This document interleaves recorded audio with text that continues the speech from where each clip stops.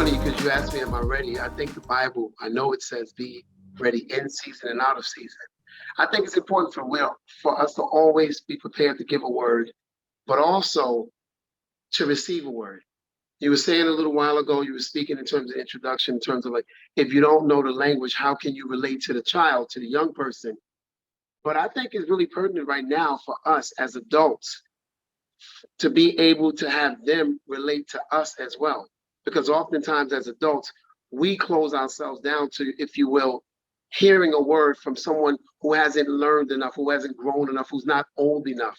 But I think it's a two-way street, and absolutely in terms of learning, because let's face it, we're in this together. And those that had kids either biologically through their own bodies or they've inherited them through a relationship, the bonus children, or those that are taking them out of foster kids, or those that are just taking them under their wings simply because they saw that the child could actually use them. But oftentimes it's the parent or the adult that can use the child as well. Like I need the love and exchange that my sons, I have two sons, ages 5 and 7. I absolutely love them as much as they love me, if not more. And the thing about it is, my two children, just like many of us, this is not one size fits all. My two children, I relate to them completely different. And as we're relating, there's certain four groups, as you said. There's the relator, the ones that look for something to identify with. I understand, oh, your style is like mine. I can talk to you because you look like I do. But oftentimes we are looking totally different from one another, especially the young people in the generation. If you're having a young person that's kind of moving around, that's able to transport themselves either to and from school or to work, chances are you're in the bracket of the 30 to maybe 45 age bracket, somewhere around there, maybe some of us older. So that means a lot of things that the young people are actually going through right now. Let's face it, we can't really relate to them on that level anymore because we're so far removed from that. So oftentimes it's difficult to speak to them in their language and in their life. One of the key reasons I think right now is we can't relate to them is simply because we didn't have the challenges that they have. Young people right now, if you will, okay, so when we were growing up, and I'll say, like I said, the age groups from the 35, the 32, maybe the 45, maybe even going to the 48 to 50. I think it was like really child's play, if you will, no pun intended, compared to what the young people are facing right now. They're facing heat, they're facing sexuality issues, they're facing, number one, a pandemic. Where, and yep, this is a shameful plug of the Dallas Cowboys, but they're facing the pandemic right now. They're denied connectivity. They're denied being in a learning in an environment versus us when we were having them prior. We were able to get around and relate to other people like us because we could be in a room and see that, our crew or our gang or our peoples were just like us. They came from same areas. They did the same things. We were able to relate to them. Now the challenge is how do we relate to the younger people that we absolutely see nothing that we can attach to? I think one of the crucial ways that we can do that in key moments is to try and put yourself, and I would say it like this, if you sit down at a round table and you put two cups down, one with water, one with juice, spin the table and you drink the juice instead of water to get the idea of what it means to be on the other side of the equation. I think that's very, very key so that we can absolutely find a way to relate to where they are in this time period because there's so many challenges. It's almost like walls are closing on them and everywhere they look. The moment they walk out from our safety net, the house, the moment they walk from underneath our wings, we pray that everything that we've instilled in them and face it. Some of us have not given them enough tools in order to fight the war that's going on outside the house. I think one of the key things that we as adults can really do is admit that we've fallen short in a lot of areas. Now, that's not a reason to be aggravated. That's not a reason to be combative. That's not a reason to even shut down. Here's the thing that I fight with, and I thank God that I'm now have someone that actually helps me and looks from an outside perspective and say, hey, do you think you should do this? We have to learn, I believe, in being able to say, I'm wrong. I don't know. And I apologize. My two sons, literally, as small as they are, 5 and 7, I say that I apologize when I'm wrong. When daddy is not right, I messed up. I'll go in the room and I'll pray and I'll come back and go, okay, tomorrow I'm going to seek to relate to them in a different way because as the host here said, if I constantly speak French and all they understand is Italian, they're not going to get it. We're never going to get to where we want to be. And to our young people, I want you to understand that most, high 90% of all parents want the best for you. We may not relate that to you the right way. We may not even do it the right way, but we absolutely, most of us want you to have what we didn't have. And we screw up because we don't understand it. We don't understand your friends. We don't understand how you make the decisions you do. But one of the things that we need to do, I think, is sit down sometime and say, you know what? So what do you mean by that? And be willing to use both of these as opposed to this. Because sure, we can shut them down, if you will. We can like lord over them, if you will. We can boast about what we've done and where we've been. But that doesn't mean that we were right. That doesn't mean that we have all the authority. That means that we walk partially through a course as we're still going through it to learn. But I think we kind of need to do that hand in hand and learn how to relate to, okay, I see they're making this move. How can I relate to my child or this young person that's in my life or these young people in a way that will be effective? One of the key things that you have to do as a speaker is to know your audience. Even and there is a way, even when you're in combat, to know your enemy's weak points, to know the vulnerability areas. And even when you're communicating, be able to relate to that person. And oftentimes you can say, I understand because I went to, and don't be afraid to reveal what you've been through.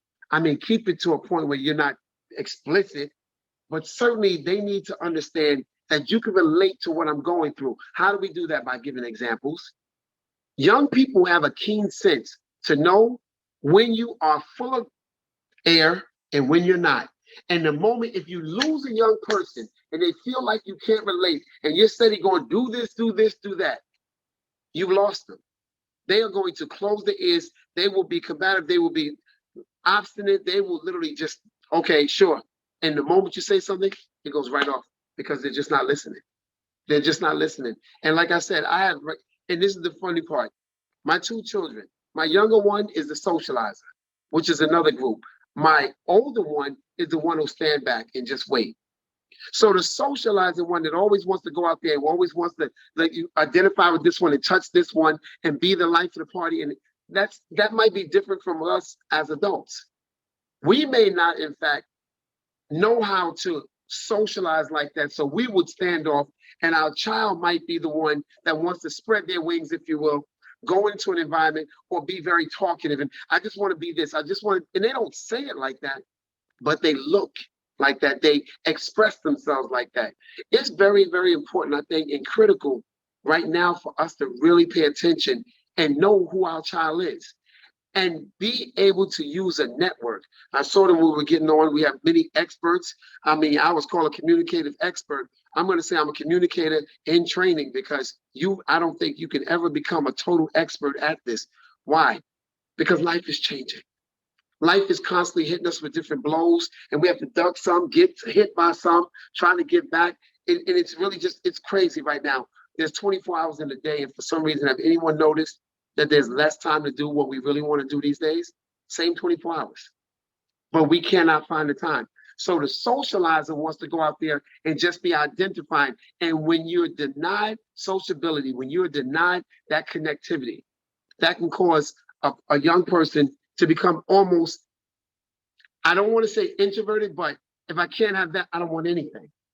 Now you're really not getting in because a child that cannot socialize, they cannot be out there. Because face it, these masks, the sickness, the death, family collective, we are in a world that we've never seen before.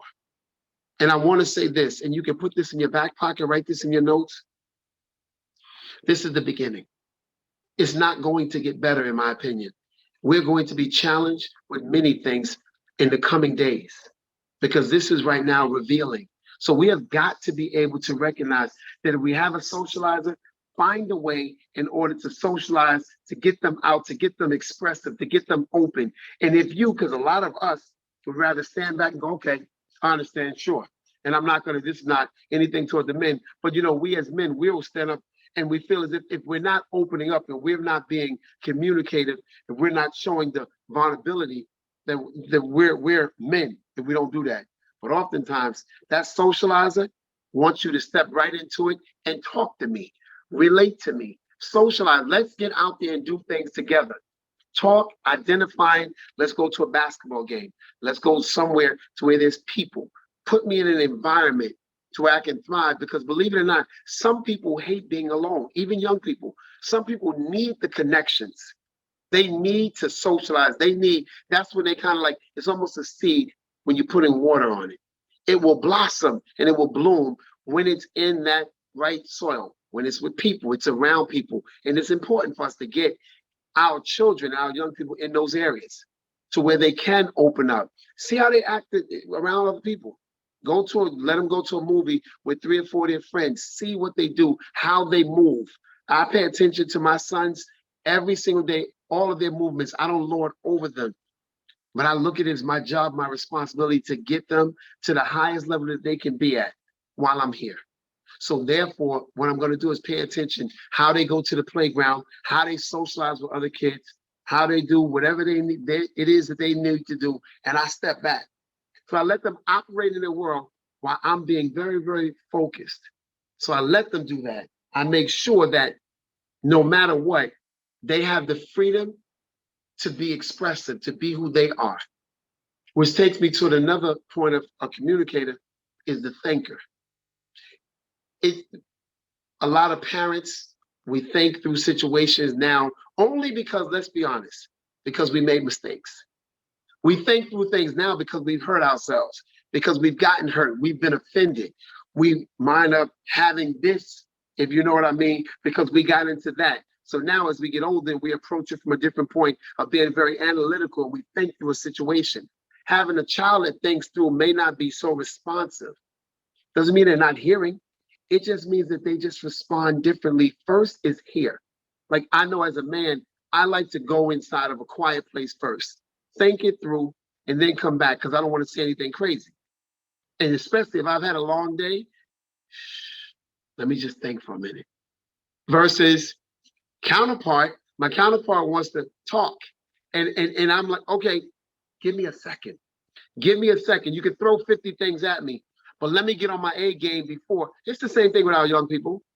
Our young people, they may be thinkers, and you, like my oldest son, and I'm going to use them as examples. Why? Because that's an extension of me.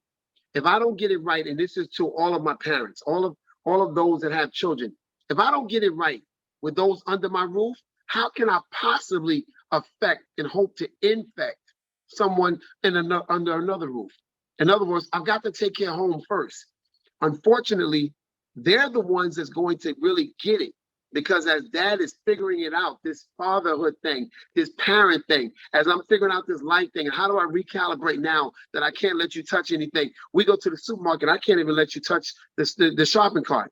Why? Because I'm so afraid, and I'm not, God hasn't given me a spirit of fear, but sometimes I get very cautious, like don't touch this, because I know people who have passed away already from this COVID thing. I know people literally who basically died alone. So I'm literally thinking of all of these things, just like young people. Young people are thinking, they don't go so far now. When I was growing up, they would say, okay, get a good job, think about what you want to be. Young people think about today.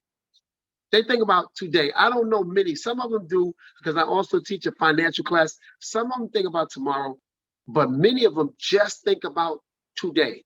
So that may be the way that we absolutely identify with them, to think through, hey, what do you think about this today? Let's draw out a plan from morning to night, and let's see what we can get to. And here's the key word: baby steps. Well, 2 words. It's not going to happen overnight. But when you get committed, when you get locked in to identifying and making sure that you can pour everything that you have, because the goal is, and I know many of you may not understand, but it's to give everything you have. Because how can you reproduce if you don't first go into the ground? You've got to give up your life for the next generation. That's the only way it's going to work. The only way it's going to work is impute in them all that you have struggled with, all that you've overcome, and all that sidetracked you, all that damaged you, and all that propelled you, and give the full picture. Let them think it through. I'm going to give you the part. Tell me what you're thinking.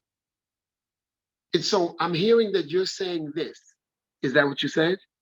Let's think through it together. So it's going to take the time when they're sleeping, you're sitting up, you're writing notes. You're coming up with different plans, a game plan, because this is the long play. This is not going to happen in a day and may not happen in a week, but you can't give up. You absolutely can't give up. Why not? Well, first and foremost is because what happens when we leave the scene? We have a bunch of young people growing into our areas, into our places that just don't know. And so now what we're doing is reproducing the cycle of what we didn't have, they won't have. So when they gave up on us, that I read something and a dad said, how did you be, a son had said on IG, he said, how did you become a great dad when you didn't have one? My son asked me that also. That he was playing football last year, his first season. And he said, Dad, as a child, did you play football? And I told him. I said, no, son, I didn't. Your father didn't take you to play football? And I said, no, he didn't. So it's a dual thing to give your children, and like I said before, from your own loins and those that you've inherited, those bonuses, what you didn't have. Give them what you didn't have and also what you've always wanted. That will fill in a lot of it. And here's the third component to that. Give them what they need. What you didn't have, what you've always wanted, and what they need. Because those can be all different. Because sometimes you may have to go in and take a class. You may have to go sit down with some people who you respect. Don't listen to nonsense because you'll bring it home and infect the house with nonsense. But you may have to go and find a way to give them what they need. Then you have the other group of communicators, which is the directors. I think I'm a little bit of all of them. Directing those that want to just navigate and do this, this, and this. Now, the key part to that is a lot of us directors, if you will, direct, but sometimes we don't know. We have to recalibrate midway through because we just were not sure.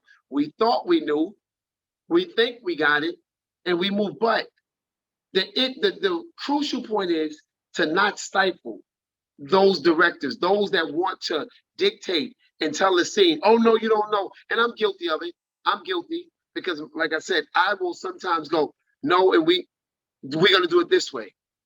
But if I stop or harness your creativity to direct early, too early, I may shift your foundation to where it may take years, if ever, for you to materialize to the person who God has intended for you to be.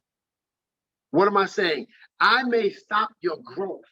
I may stunt your growth as a relator, as a socializer, as a communicator, as a director, as the thinker. I may stop it if I don't identify it and change courses.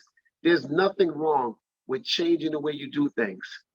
There's everything wrong with refusing to change when you know you should change. There's a nugget, and Sherry, I agree with you completely. There's nuggets to be had. I may have not said everything that's relevant, everything that someone can use, but it may just be a little piece of it. Maybe something that piqued their interest. And oftentimes we are allowing our young people to do what they want to do more so than what we know that they should be doing. Because we want to be their friends, but you have to remember you're a parent first. That's So the thing I like to look at and relate being a parent is I've been through this course a little longer than you have. I walked a few steps longer. I've gone through a few more challenges.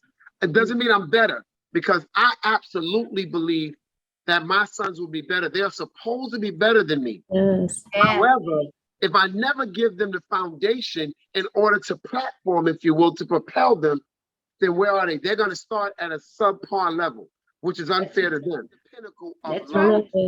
That's the love. So, Christina, when you're talking about the love that God has for us, you are absolutely right. And what did he do? He gave up his firstborn so that we could be engrafted into the body, which is phenomenal. It is beyond human expression. But if we approach every relationship with not only young people, but with one another as well, with that type of love, that type of agape love, that type of love that says, I prefer you over me, I think, therefore, then we're bringing God into this realm, into this level. And this is what the world is pushing out. That's why people drive, they cut you off. They don't even look to the left or to the right anymore when they do something. When they walk down the street, they keep it If it's not mine, I don't care. Right.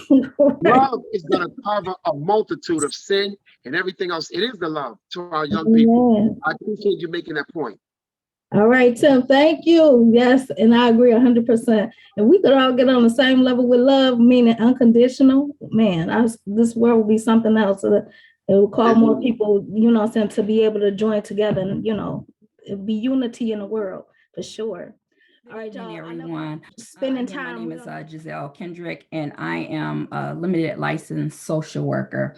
This is what I do. In fact, it's so interesting that, Tia, you have this topic on communication, because that's what I did in my group today. We talked about communication. Right. We talked about nonverbal and verbal body language. If I could ask this question to the audience, what is the percentage that we communicate on a scale of 0 to 100%? If you could just put that in the chat for nonverbal, what would be the percentage for nonverbal that you think we communicate? And what would be the percentage you think we communicate verbally? 0 to 100.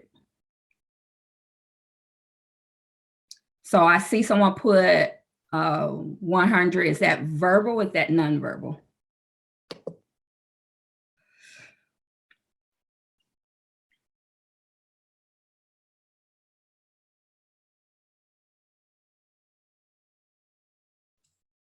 That's a good one. She said nonverbal 70%.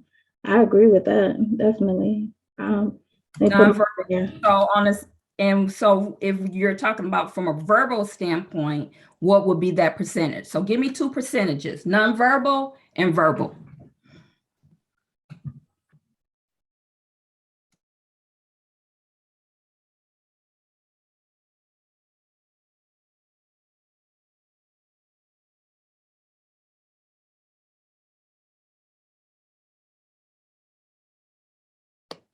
Very good. So studies show that we, on an average of, as human beings, we communicate anywhere from 80 to 85% non-verbally. So you got 15 to 20% where we're communicating verbally.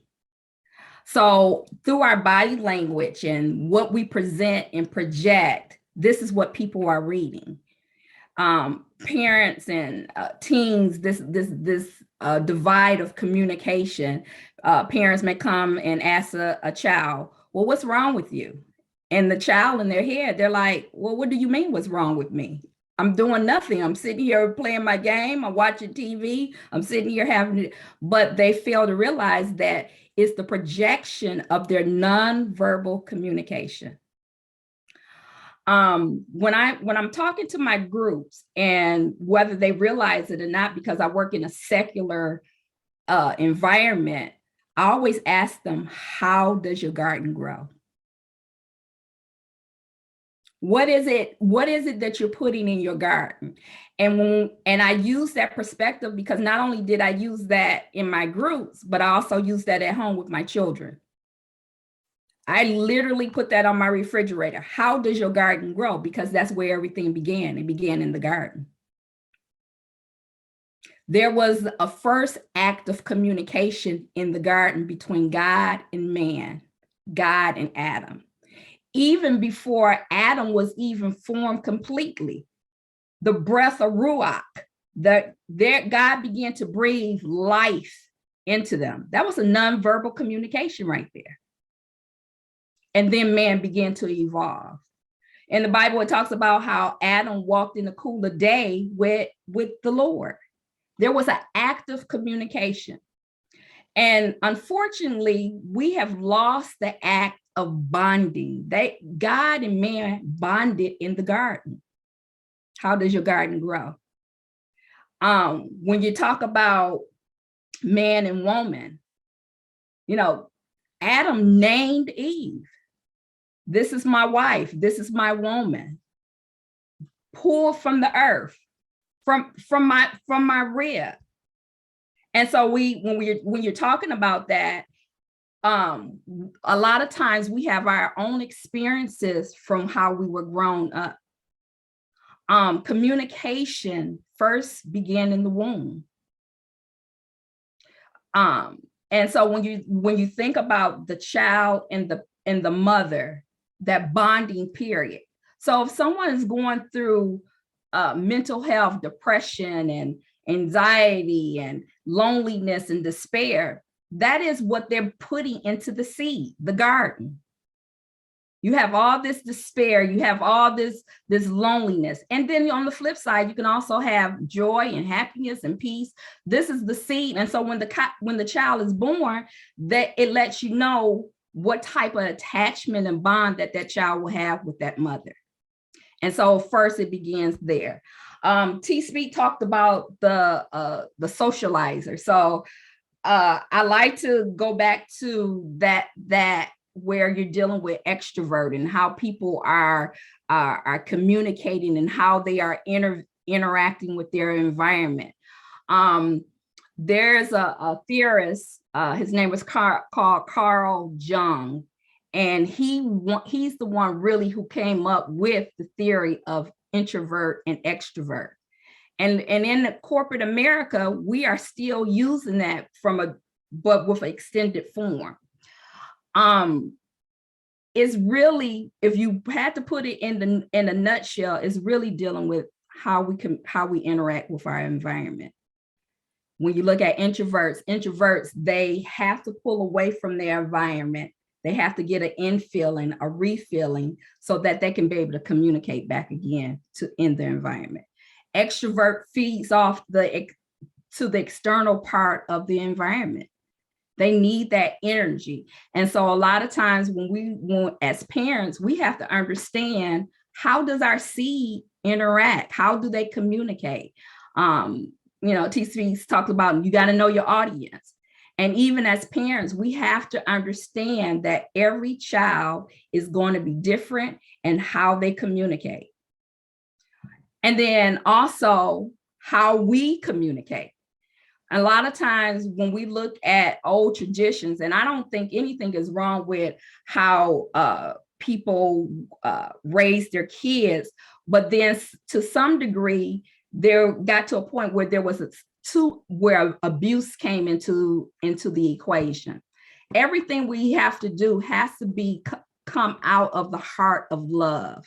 And when you have a man and a woman who is broken and who doesn't have, if you will, their love tank filled, if the garden hasn't been cultivated in love and patience and joy and all those wonderful things, and what we call in therapy pro-social skills, you have to be able to have empathy and compassion and kindness and courtesy and respect. If those things have not been cultivated within the man and woman who's joining themselves together and planting seed and having seed, then what you're going to end up having is these empty tanks of children who don't even know how to love, who do not know how to communicate. So that's where we have to begin to ask ourselves, what am I missing within me? What is some areas that I need to fill those voids so I can be a better communicator, not only to my mate, but also to my children? Children are dealing, one, with what had began in the womb. Then when they come into this environment or garden, if you will, what is going on in that environment? What is going on in that garden that is being projected, that is being exemplified, and then also not only exemplified, it's being replicated. Thus, we talk about the generational curses, right? So that is one of the most important things that we have to begin to do. What voids do I need to fill so that I can begin to raise healthy children? Am I one of those type of person who can be a very authoritative parent and I'm forcing my authority upon my children? Or am I being a permissive parent and I'm showing love, I'm showing compassion, but I'm letting the kid do whatever they want?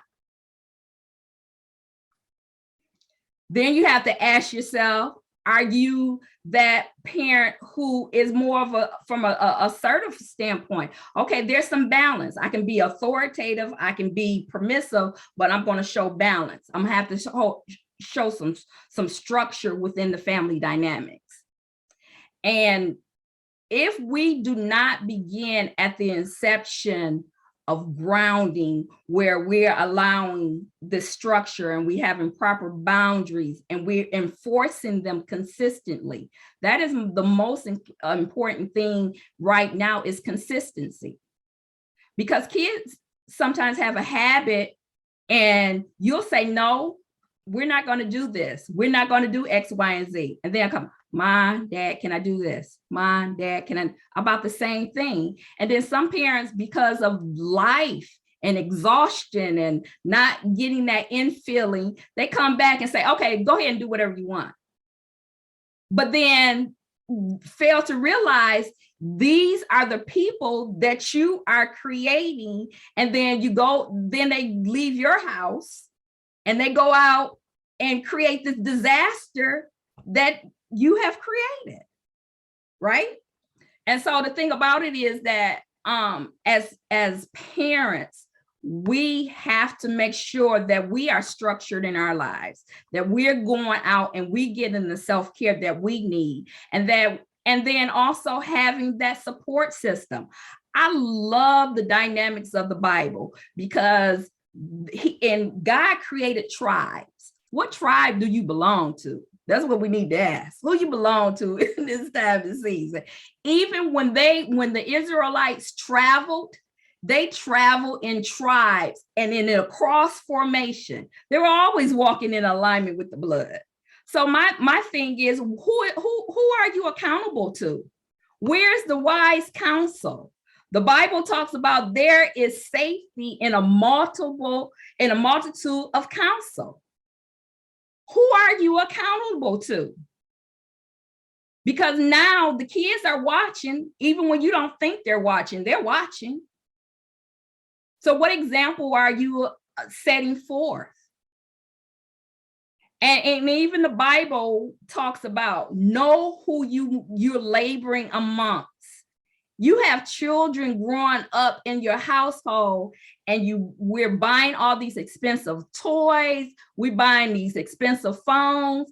I think we should take it all out of the house and start all over again and begin to set relationships. Are you sitting down every day, 5 o'clock, 6 o'clock, and having dinner? Are you in the prayer room and are your children seeing you pray? I mean, all that's form of communication. It's a communication between us and the Father. Are we living out our lives like we want our children to live out? And then you go back to that authoritative mindset, do as I say and not as I do. The Bible says in Ephesians 6, parents, don't cause your children to wrath. And we wonder why our kids are disconnected and why they don't want to have anything to do with us, because they're saying, like Jesus said, you're a hypocrite.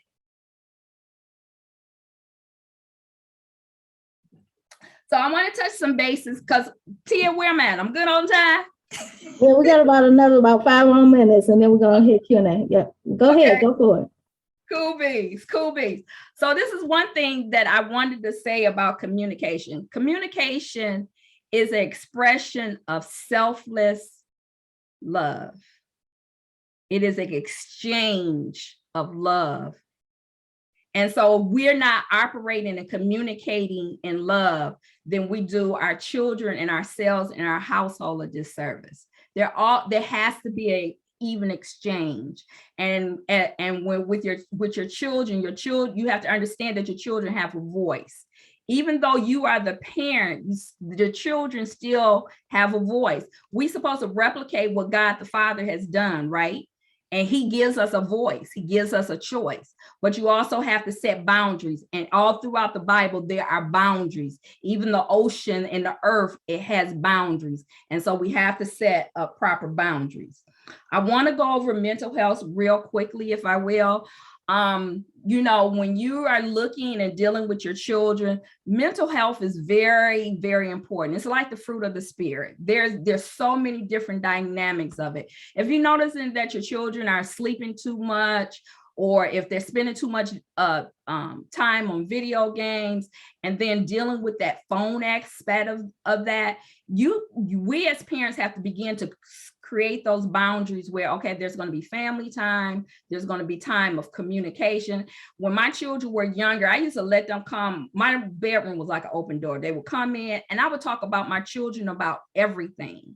And sometimes parents feel like too much, I shouldn't talk to them about that. But the more that you talk to your children, the more that you're creating these pro-social skills of empathy and compassion and really good communicators. And then also as parents, we have to have an ear to listen, not just hear. We have to listen to the heartbeat of our children, and children know when you're genuine, when you're authentic, and you really want to hear. Right now today, even though my children are in their 30s and 40s, to this day, they still call me because I set that in place.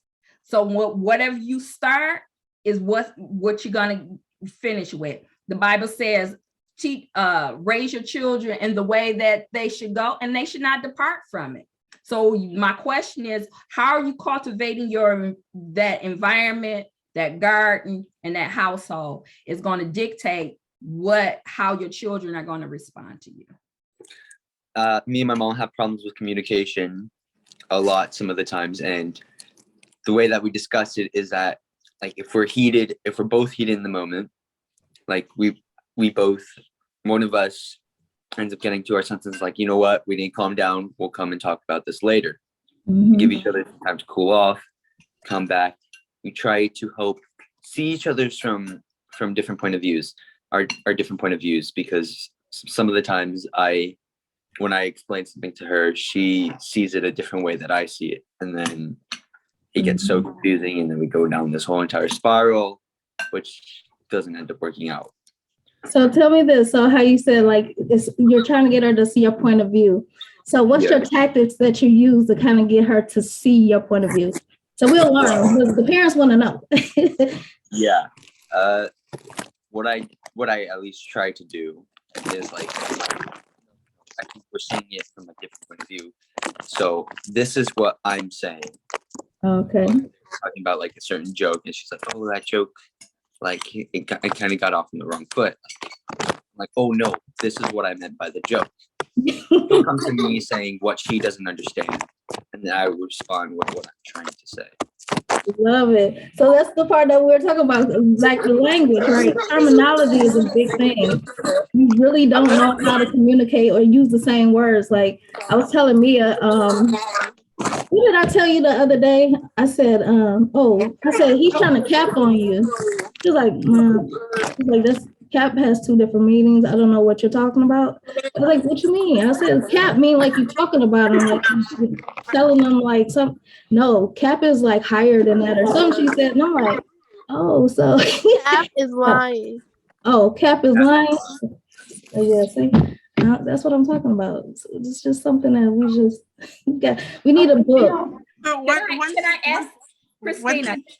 Christina, can I ask your son a question? Of course. So with the barriers that you are having in communicating with your mom, what is the most important thing that you want your mom to understand about you when you're speaking to her? What is it you want to understand? When I speak, for me, it's because, like, I tend to get in these tangents, and then I would like her to stop me sometimes, because then when I get too deep in the tangent, she's like, wait, she doesn't understand. And when she doesn't understand, that kind of gets on my nerves.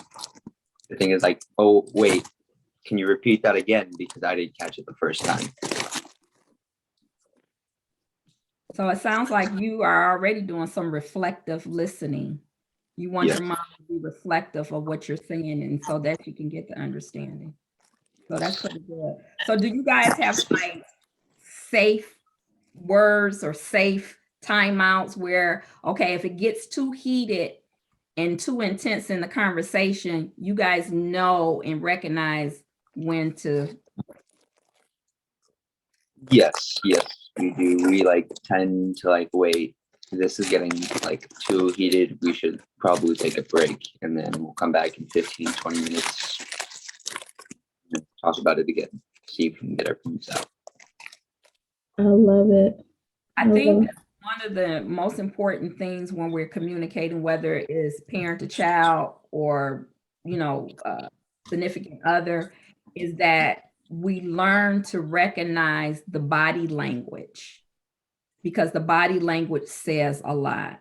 The tonation, when people's voice begin to change, those are those little simple cues that lets us know that, okay, maybe this conversation can go south if I don't pull back. And we have to be able to give people allowances to pull back, even our children. I just wanted to share something. So God is so good because he's healed me so much. And the reason my son says repair the relationship is because before, honestly, like I was very verbally abusive, maybe even emotionally. I would shut him down. I was working way too much. And it all goes back to what you were talking about, like being healed as a parent is so important, because then you're not operating out of your brokenness. And when you are healed, parenting is a ministry, and I couldn't do it on my own. And I really, had to ask God to please help me, to teach me how to love my son, because I didn't have parents. And my mom, she was the same way. Just do what I say because I say it. And don't ask me questions, but in reality, I'm teaching my child that they don't have a choice. And I'm not, intelligence is them asking questions, and it is having the courage to say no. And it should start at home, where they can say, well, no, I don't agree. And at the end of the day, it doesn't mean they're disrespectful. I should respect my child's no, empower them. And of course, as a parent, we have the final say, but understanding why.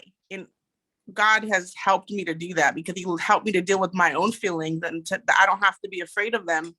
And I realize, it's not about, I can get my child to perform in the way that I want them to, but at the end of the day, what's the character of his heart? How is he going to act when I'm not around? I want an internal character, the character of Christ. I want that in their heart. And the only way to do that is to cultivate the garden, just like you're talking about. And so God is teaching me, and I'm so thankful. Thank you, Christina. I love it. Love it. Love it. I wanted to hear from 16 and 12, it's like, I got a 27-year-old and a 25-year-old. So I have a real ride thing with kids, and how you treat them. Everybody's different, everybody this. But one thing that I do love that I do with my kids, I always try to get them to talk to me. Yeah. So I give them a free pass. Free pass? What you mean? Yeah, I give them a free pass to tell me what's on their mind. That's good. So they can share with what they want with me and won't get in trouble for it. Oh. So and sometimes when you give a child a free pass, you might end up mad in the end, but you got to be a man or woman of your word and give them a free pass. See, when you do stuff like that, yeah. It's like, because if you don't give them a free pass, you'll never find out what's going on in the school, because they're not going to share. Because you got kids in the school that was trying to raise your kids and try to teach them about sex. So it's like the way I give my son his free pass, and like this summer, it was really excited to me, because he started going to puberty. And he came to me at the beginning of the summer with some stuff. He said, "Hey, Daddy, this going on with my body. What's going on?" I talked to him about it. You don't want nobody else child to try to teach your child what you're supposed to be teaching. So if you give him a free pass, your child will open up. At least mine do. Mine's open up. And sometimes it might be something about me they don't like. So they open up. I feel like you give them a free pass, they tell you all kind of stuff. What people doing in school they shouldn't be doing. What people, I get so much information because I give them a free pass. And it just, they feel like they can just talk to you then. Without, because they know they ain't gonna get in trouble. Yeah. Right. So they Now, That's how so they long? open up. Now, how long is the free pass? An hour, 2 hours, 1 day? Well, state. Long as we talking for that day. Long as we talking for that day. So you Okay. can't get mad later on and try to put them on trying to get Like, mad that at ended them. at 5 o'clock. It's 6. You might be upset about some stuff, but that's the way you get them to open up, and then you get to understand them, and then they get to understand you, and then they feel like, hey, I could go talk to dad about this. Yeah, I love it. I'll be informed, and like I said, we'll work together too.